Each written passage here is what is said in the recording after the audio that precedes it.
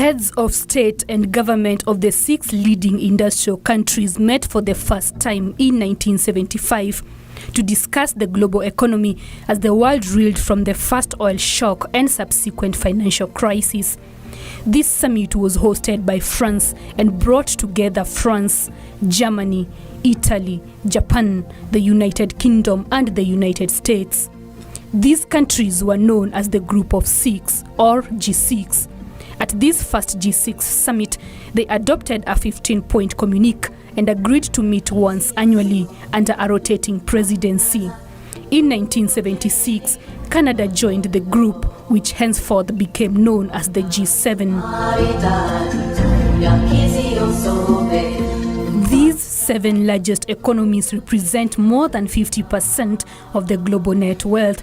In 1998, Russia was formally admitted to the group, making it the G8, but would later in 2014 be suspended from the group for violating the sovereignty and territorial integrity of Ukraine after the annexation of Crimea.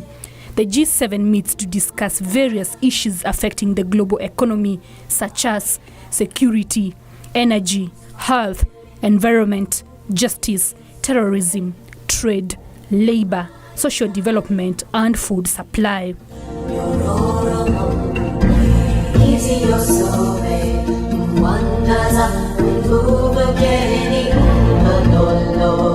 President Uhuru Kenyatta attended the 43rd G7 summit in Taormina, Italy last year, where he delivered a landmark speech on the challenges brought about by innovation and development in Africa. Nigeria, Tunisia, Niger, and Ethiopia were the other African countries invited to that summit, but only President Kenyatta was slotted to speak. This was a key milestone which rubber-stamped Kenya's pivotal role in the African continent. In his address, President Kenyatta called for more support to Africa to reduce poverty, address climate change, and promote democracy. His speech read in part, and I quote, "Indeed, right across the continent, opportunities beckon. To seize them, we will have to work together. The rewards are beyond calculation. A freer, more prosperous Africa is a more secure Africa.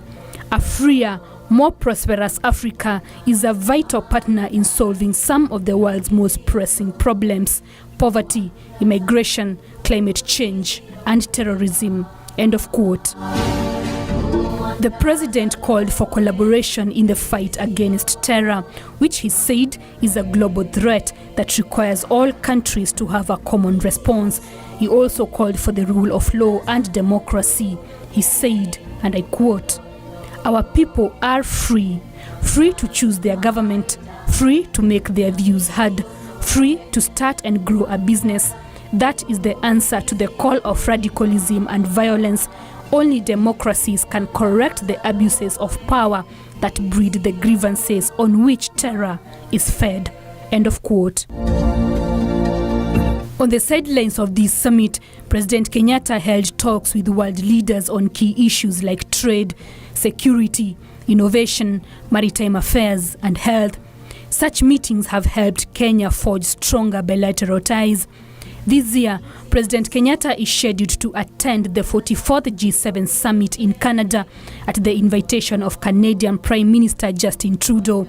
The meeting will focus on 5 themes, namely promoting gender equality and women empowerment, working together on climate change, oceans, and clean energy, investing in growth that works for everyone, preparing for jobs of the future, and building a more peaceful and secure world, all for improved economic growth.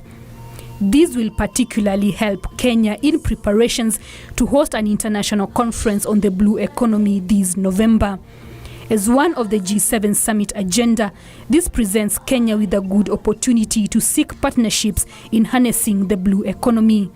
Kenya has also been sourcing for collaboration on the Big Four agenda, which emphasizes on affordable housing, food security, universal healthcare, and growing the manufacturing sector. The G-7 summit therefore offers a good platform for Kenya to pitch her agenda to these developed economies and to seek partnerships in the action plan that targets full implementation in the next 5 years.